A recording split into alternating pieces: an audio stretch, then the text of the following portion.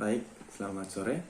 Di sini saya Marianus Erik Manggau, NIM 19-100-133, mahasiswa Undana, Fakultas Ekonomi dan Bisnis, jurusan Ekonomi Pembangunan semester 4.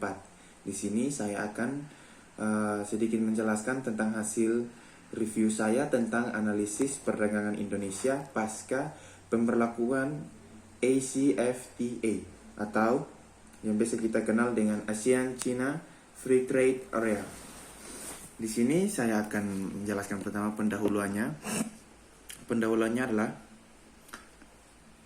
pada tanggal 4 November 2010, pemerintah Republik Indonesia bersama negara ASEAN menandatangani Framework Agreement of Comprehensive Economic Cooperation between the Association of Southeast Asian Nations and the People's Republic of China melalui perjanjian ASEAN-China Free Trade Area atau seperti yang kita kenal dengan ACFTA. Ini maka ASEAN mulai memberlakukan pasar bebas di kawasan ASEAN. Ya, berikutnya saya akan menjelaskan tentang tujuan pustaka dari penelitian tersebut.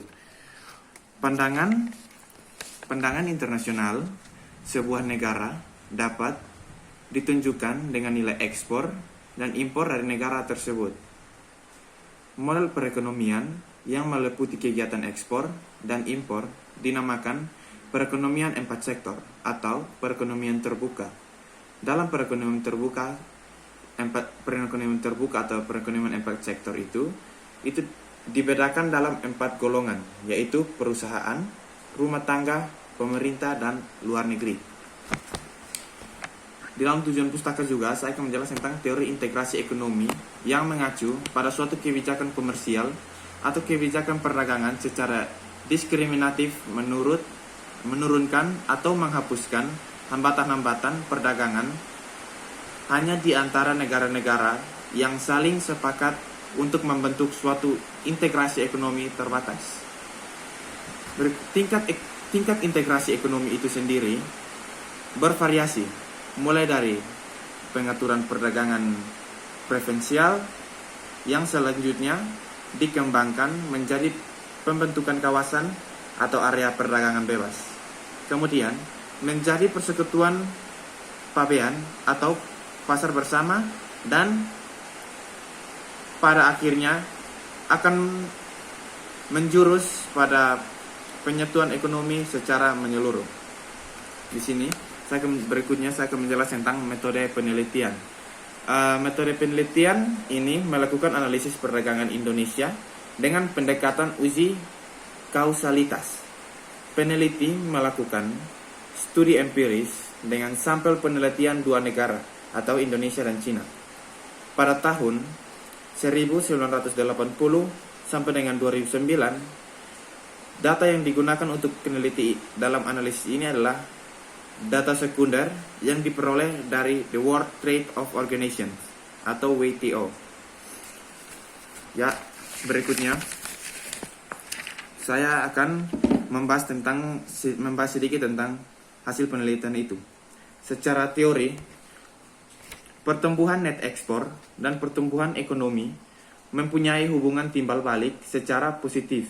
Artinya, jika pertumbuhan net ekspor turun, maka pertumbuhan ekonomi juga akan turun. Demikian pula, sebaliknya, jika pertumbuhan ekonomi naik, maka pertumbuhan net ekspor turun.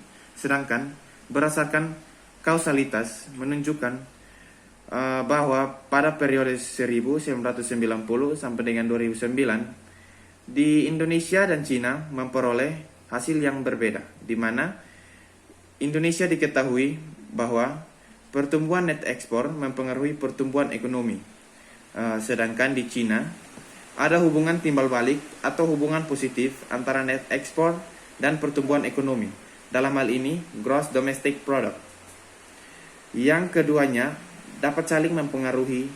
Kenaikan net ekspor dapat meningkatkan gross domestic product atau pertumbuhan ekonomi, dan sebaliknya adanya kenaikan pertumbuhan ekonomi yang tinggi mampu mendorong kenaikan ekspor realnya. Barang-barang yang diekspor biasanya berupa barang-barang mentah yang berasal dari sektor pertanian, pertambangan, dan industri. Dalam jangka panjang, pertumbuhan ekonomi Indonesia akan terus melemah jika hanya bergantung pada ekspor sumber daya alam yang sulit untuk dipengaruhi, yang pada akhirnya akan habis untuk kebutuhan domestik dan luar negeri atau ekspor. Sedangkan di Cina memiliki kondisi yang berlawanan dengan di Indonesia. Cina mempunyai komoditi ekspor yang dapat mempengaruhi permintaan dan penawaran luar negerinya. Berikutnya, ada beberapa pertimbangan yang membuat produk-produk Cina mampu bersaing di pasar global. Yang pertama, dalam kurun waktu 1998 sampai dengan 2008, similarity index dari produk ekspor industri Cina bukannya menurun, tetapi justru meningkat dari 58,9% di tahun 1996 menjadi hampir 62% di tahun 2008. Kedua, dengan menggunakan rasio output terhadap tenaga kerja sebagai produktivitasnya, perhitungan menunjukkan bahwa gap kreativitasnya tenaga kerja Indonesia dengan memproduktivitas tenaga kerja Cina justru semakin melebar. Yang ketiga, pemerintah Cina memiliki action plan cukup jelas untuk menata sektor industrinya. Misalnya, pemerintah Cina menyediakan dana yang cukup untuk membantu industri andalan ekspornya, seperti industri KPT, untuk melakukan strukturisasi mesin. Yang keempat, pemerintah Cina memiliki komitmen yang sangat kuat untuk menciptakan lingkungan yang pro bisnis. Yang kelima, ada beberapa BUMN yang menguasai industri hulu seperti contohnya di Indonesia seperti Pertamina dan PLN tidak beroperasi secara efisien. Keenam, otoritas moneter di Cina mampu mendorong perbankan bekerja secara efisien sehingga mampu menyediakan kredit yang murah. Sekian dari hasil review saya.